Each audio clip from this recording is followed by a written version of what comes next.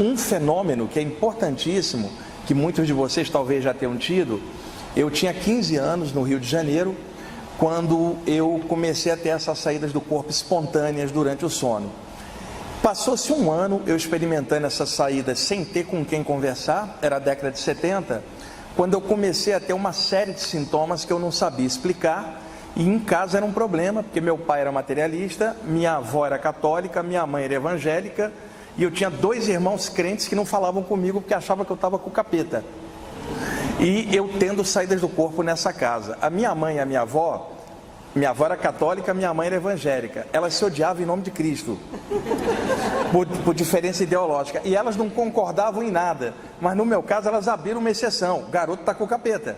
Era a única coisa que elas concordavam. Então, eu comecei a experimentar, além das saídas do corpo, eu procurava comprar os livros na época, no centro do Rio de Janeiro, eu era um adolescente, para tentar entender. Então eu lia de tudo, espiritismo, umbanda, yoga, teosofia, tentando me entender no meio daquelas experiências. Então fui já de mente aberta para estudar as coisas. Um dia eu cheguei em casa, a minha mãe estava com uma tesoura para picotar meus livros em nome de Cristo. Eu então, vocês sabem, adolescente é marrento pra caramba, né? Então peguei um facão, peguei a Bíblia da minha mãe e falei assim: se encostar no meu livro, picote sua Bíblia e taca fogo. Eu já tinha 16 anos, já estava forte, ela não tinha como segurar, e ela sabia que eu ia fazer. Aí ela largou a tesoura e falou assim: nunca mais eu toco nessas coisas do diabo. Tá bom, nunca mais eu toco na sua Bíblia. Tá, então tá bom, te entrego pro diabo de hoje em diante. Falei, graças a Deus, não me enche mais o saco. E aí eu comecei a experimentar uma série de sintomas que era mais ou menos assim: eu acordava e não conseguia me mexer, tentava abrir os olhos, não conseguia, tentava gritar para chamar meu pai, não saía som nenhum, né? Lutava contra aquela paralisia até que abruptamente eu recuperava o movimento. Isso começou a acontecer, uma experiência atrás da outra, e eu sem saber o que fazer. E quem de vocês já teve isso sabe como isso causa impacto. Até que numa noite eu acordei paralisado, lutei para tentar me mexer e o movimento não voltava. E aí eu falei, ferrou. Eu tinha 16 anos, lutei, não voltava, estava diferente. Os minutos se passando, o movimento não voltava. Aí eu pensei assim, na minha cabeça de adolescente: é a morte. Amanhã vão acordar, eu vou estar aqui dentro, não posso gritar para falar que eu estou vivo, vão me enterrar vivo. Eu com um garoto pensando isso. E aí eu parei de tentar me mexer e fiz uma prece, eu achei que era a morte. E a minha prece era algo assim: ó Senhor, eu trabalho de dia no escritório, eu faço colegial à noite, eu não fumo, eu não bebo, tentando parecer assim um garoto muito bom, e a única coisa que eu fiz de errado, ó Senhor, foi pegar a filha do vizinho, mas ela que me seduziu, ainda botei a culpa nela, para parecer assim muito bonzinho, e fiquei esperando sei lá o que ia acontecer, a mão de Deus me levar, quando de repente eu escorrego pelo lado esquerdo, flutuo no ar, olho para baixo e pela primeira vez eu vi o meu corpo sem eu estar dentro. Eu já estava tendo saídas do corpo há um ano, mas não tinha visto ainda o corpo de fora. Aí eu pulei dentro do corpo, apavorado.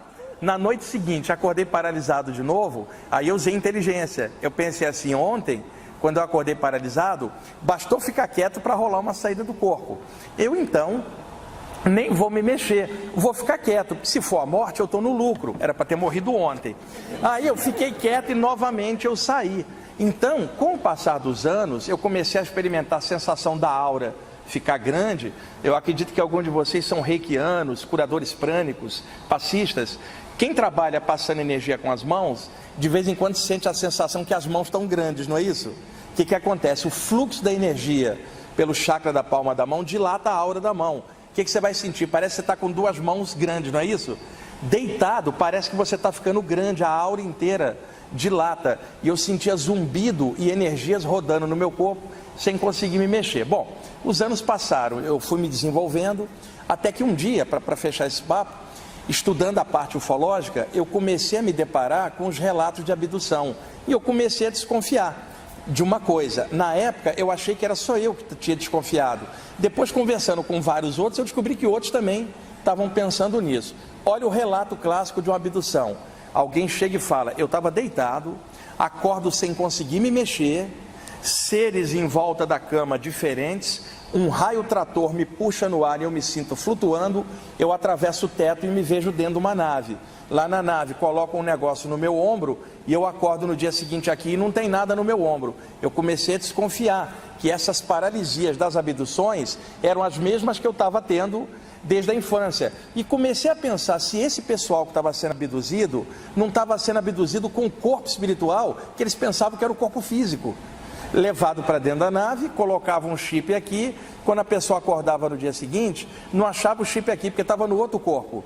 Então comecei a pensar que haviam dois tipos de abdução, uma com o corpo físico e a outra com uma experiência fora do corpo. E comecei a pensar, se seres humanos saem do corpo, por que outras raças do espaço também não vão sair também dos seus corpos e se encontrar no meio comum? A respeito dos seres de outros mundos vindo nos auxiliar. Recentemente eu fui fazer uma pesquisa em Cuiabá com um grande ufólogo mato-grossense, parapsicólogo também. Fomos para uma casa que estava tendo uns fenômenos lá. E aí eu fui fazer uma vigília, ficar na casa, acordado a noite inteira para ver se rolava algo. Ele me deixou sozinho lá e falou assim: meu negócio é ET, se aparecer espírito é com você. Então é exatamente o oposto do que você tinha falado, né? Bom, a resposta da pergunta é: tendo contato com mentores extrafísicos, que o pessoal chama de amparadores, guias, o nome não importa, ao longo dos anos, como médium também, não só como pessoa tendo saídas do corpo, eu comecei a ver presenças extrafísicas que não eram daqui, elas eram de fora. Mas acontece um fenômeno incrível: o corpo espiritual é dotado de alta plasticidade, então tudo que a pessoa pensa, ele tende a plasmar. Então, como nós estamos ligados a um corpo humanoide, quando há uma saída do corpo, a tendência é que o corpo espiritual reproduza a aparência a qual você está ligado nesse momento. Desde pequeno a gente olha para o espelho e fala: essa cara é minha, esse sou eu. Na hora que você sair do corpo, que cara que você vai ter? Aquela que você vem reafirmando há tantos anos. Se você começar a pensar o seguinte: eu não sou um homem ou uma mulher da Terra, sou um cidadão ou cidadã do universo, sou um espírito temporariamente aportado num corpo humano. Eu, mais do que homem ou mulher, mais do que ser humano, eu sou um espírito. Eu não sou humano, eu estou humano. Eu sou uma centelha do universo como todos. Então, nesse momento, você quebrando o padrão humanoide de ser, você se transforma numa esfera de energia, que talvez seja a nossa expressão mais ampla do que essa limitada agora.